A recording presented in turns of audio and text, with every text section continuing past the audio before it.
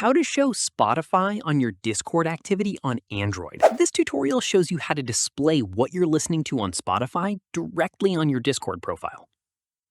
First, open the Discord app on your Android device. After that, tap on your profile icon at the bottom right of the screen. From there, tap on gear icon in the top right to open your settings.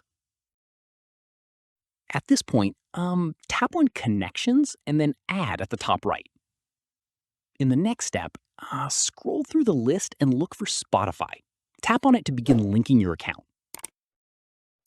From there, go ahead and authorize the connection, Discord to connect to your Spotify account. At this stage, once authorized, you'll be taken back to Discord and Spotify will now appear in your connected accounts list.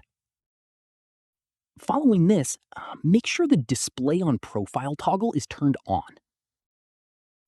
Once done, open Spotify and start playing any song. From there, go back to Discord and tap on your profile. You should now see what you're listening to on Spotify showing up under your activity status. Here's an important note.